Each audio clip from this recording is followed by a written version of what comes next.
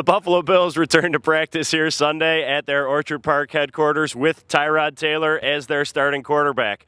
For the Buffalo News, I am Jay Skurski, joined by Tim Graham. And Tim, is that good news? What do you think? I think it's the only news, really. I mean, the thing that, and we're laughing before we even get started here, we decided that we need to at least address this merging, perhaps, quarterback controversy, because I think really what drives a quarterback controversy is the fans, the media, much more so than what happens in the meeting rooms, among the coaches. Sometimes it happens where you get pressured into making a decision. I don't think that Sean McDermott's going to get pressured into moving Nathan Peterman, who was just the third-string quarterback in the first preseason game, up ahead of Tyrod Taylor, who has years of NFL experience. You know, there's a reason Nathan Peterman was a fifth-round draft pick, the 8th quarterback off the board, but there seems to be this gurgling below the surface. You're already hearing it from fans. I'm getting it on Twitter and in my emails of time to throw it to Peterman. That's to me just seems absurd. I agree with you. I mean, first of all, they're not going to make the switch right now. It's not going to happen. But here's the little piece that I keep coming back to. And what reminded me of this is the Sammy Watkins trade. Brandon Beane was not here when the decision to bring Tyrod Taylor back was made.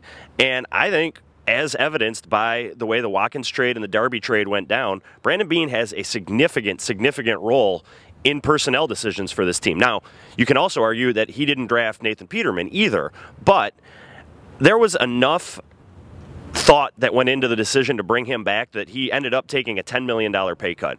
I don't think it's a stretch to say that most people believe that Tyrod Taylor is entering his last year as the starting quarterback for this team. I think there's a segment of the fan base that would like to see losses instead of wins this year because they don't think they're a good team. And I think all of those things kind of combine together to get the ball rolling on Peterman talk. The other thing is we've been so starved for a quarterback in this town that whenever a quarterback shows any sort of promise, which Peterman has a little bit in the preseason, that becomes a thing, and people want to see more of it. And Tyrod Taylor looked awful in that second preseason game, but there are a lot of reasons for that too. Right. Cordy Glenn's not on the field. They just traded Sammy Watkins. Anquan Bolden's playing his first game in this Bills offense. What are some other things you can throw out there? Well, he's obviously going up against a first-team defense that's pretty good on Philadelphia's side. So there are a lot of mitigating circumstances that made Tyrod Taylor look rough. And I think we also saw, too, teams are going to come after Tyrod Taylor because there are not a lot of receiving threats that are going to consistently beat defensive backs one-on-one. So they can go ahead and send an extra guy or an extra 2 guys, and that could probably make Tyrod Taylor's rushing numbers go up, but when it comes to moving the ball down the field, that's going to hurt.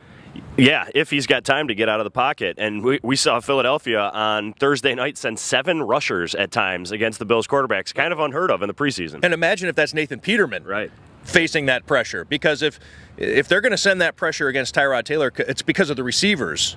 Nathan Peterman still has the same receivers. So a rookie, a 5th-round pick, going up against 7 pass rushers. Right, exactly. And for the good things that Peterman has done, I think it's worth pointing out that he hasn't lit the world on fire here. He's been solid. He's been consistent. He's earned the number 2 role. I think it's very premature, though, to agree with you at the start there to suggest that he is ready to take over the starting role. However, as long as the quarterbacks, they're always going to be a talking point. And now that the practices here are closed, each day we're going to be finding out, did Nathan Peterman take any first-team reps? When we find out that he did, it'll be a story then, too. For Tim Graham, I'm Jay Skurski. Thanks to Jim McCoy for shooting this.